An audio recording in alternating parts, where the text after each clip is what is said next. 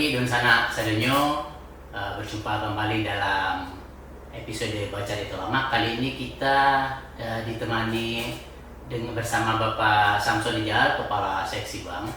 Kepala Seksi Bank ini tugas utamanya itu dalam hal penyaluran transfer ke daerah, termasuk monitoring dan evaluasi juga. Nah, selain itu tugas dari Seksi Bank ini ada yang namanya monitoring dan evaluasi pembiayaan UMI. Nah, kali ini kita akan membahas terkait pembiayaan UMI, monitoring dan evaluasi dan perannya di KPPN. Selamat pagi Pak Samsul Rizal. Selamat pagi Pak Iqbal. Apa kabar nih Pak? Alhamdulillah sehat selalu. Sehat ya Pak. Makasih Pak buat waktunya pagi ini bisa menemani kita di episode Baca Itu Lama kita di pagi hari ini Pak ya. Pagi ini kita akan berbicara mengenai UMI ya, pembiayaan UMI. Pembiayaan UMI atau biasa kepanjangannya itu adalah ultramikro ya. Apa itu sebenarnya Pak pembiayaan ultramikro Pak, dan siapa kepada siapa disalurkannya? Baiklah. Itu pembiayaan ultramikro atau UMI itu merupakan program tahap lanjutan dari program bantuan sosial yang menjadi kemandirian usaha dan yang menyasar usaha mikro yang berada di lapisan terbawah, serta yang belum bisa difasilitasi perbankan melalui program kredit usaha rakyat atau KUR. Selanjutnya, UMI memberikan fasilitas pembiayaan maksimal 10 juta rupiah per nasabah dan disalurkan oleh lembaga keuangan bukan bank atau LKBB. Gitu Pak. Oh, jadi UMI ini menyalurkan ke nasabah, tapi mungkin karena ini Pak ya, karena bank, artinya nasabah yang belum sanggup atau belum layak untuk disalurkan pinjaman oleh bank ya, sehingga difasilitasi dengan UMI ini ya. Terkait dengan ini ya, pelaksanaan monitoring dan evaluasi pembiayaan UMI yang disebutkan di awal tadi, menurut Bapak peran KPPN itu sejauh mana ya? Baik Pak. Terkait dengan pelaksanaan pembiayaan UMI ini, di tahun 2025 ini KPPN memiliki peran yang lebih luas lagi dibanding tahun-tahun sebelumnya dan cukup strategis guna memastikan ketepatan penyaluran serta kepatuhan terhadap peraturan pelaksanaan pembiayaan UMKM dan termasuk di dalamnya melakukan pemberdayaan UMKM itu sendiri. Oh, terus untuk mendukung efektivitas kegiatan monitoring dan evaluasi ini, siapa saja Pak pihak yang terlibat? Oke Pak. Pada kegiatan monetik ini banyak pihak yang terlibat Pak. Untuk KPPN Solo sendiri saat ini telah menjalin kerjasama ataupun berkoordinasi dengan pihak-pihak terkait, mulai dari Dinas Papindra UMKM, penyalur atau linkage UMI, PNM, Pegadaian serta LKBB dan yang lainnya yang termasuk juga melibatkan debitur UMI. Itu Jadi boleh diinformasikan atau dijelaskan lebih rinci Pak, bentuk kegiatan seperti apa yang dilakukan oleh pihak-pihak tersebut? Nah, begini Pak, tentu bentuk kegiatannya itu sangat beragam sesuai dengan kewenangannya Pak, sesuai dengan kewenangannya masing-masing.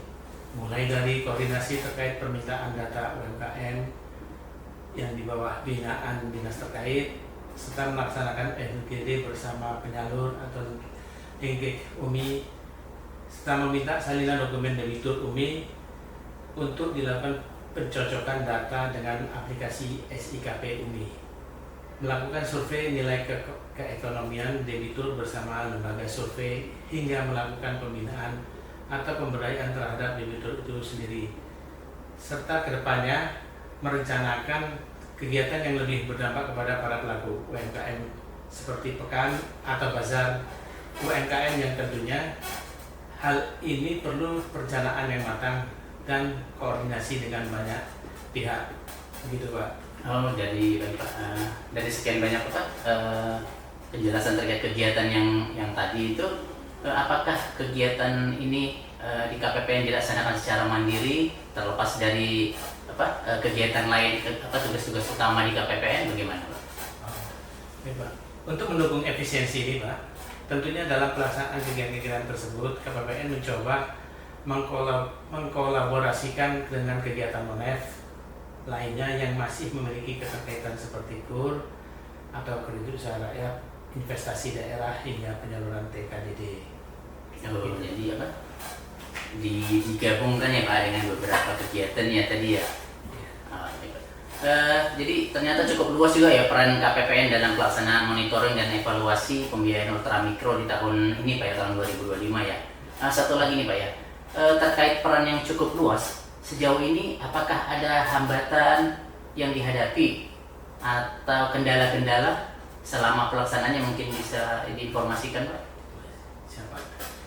Oh iya Pak, tentu dalam perjalanannya ada hambatan-hambatan yang dihadapi, seperti minimnya pengetahuan di sisi kami terkait teknis di bidang ini, koordinasi dengan petugas pada penyalur atau linkage yang selalu berganti sehingga kembali harus menjalankan maksud dan tujuan KPPN dari awal. Namun sampai saat ini hambatan-hambatan ini masih cukup terkendali, begitu Pak. Baik Pak. Ini Pak, sudah cukup banyak informasi yang kita terima ya terkait apa itu UMI, terus bagaimana peran KPPN dalam monitoring proses pembiayaan UMI, kegiatan apa yang dilaksanakan. Mungkin ini yang terakhir ya Pak, pertanyaannya singkat aja nih. Dari penjelasan peran KPPN tadi Pak ya, apa sebenarnya yang menjadi tujuan dari pelaksanaan monitoring dan evaluasi pembiayaan ultramikro ini? Baik Pak, secara umum Pak, tujuannya itu tentunya meningkatkan efektivitas dan efisiensi pelaksanaan pinjaman dan kredit program pemerintah, koordinasi dan kecepatan penyampaian data kewajiban kepada debitur, serta tercapainya pemberian pinjaman dan subsidi secara tepat sasaran. Gitu Pak. Oh baik. Terima kasih untuk waktu dan penjelasannya. Terima kasih untuk waktu dan penjelasannya Pak Samsui ya. Semoga informasi yang singkat kita sampaikan tadi dapat memberikan gambaran dan manfaat bagi masyarakat luas terkait keterlibatan KPPN dalam mendukung pengembangan atau pemberdayaan UMKM di daerah, khususnya terkait monitoring dan evaluasi pembiayaan ultramikro. Baik, demikian dan sana sadonyo episode Baca Lama kita terkait tema pembiayaan, monitoring dan evaluasi pembiayaan ultramikro pada pagi hari ini. Semoga informasi ini bermanfaat dan sampai bertemu kembali di episode selanjutnya. Terima kasih.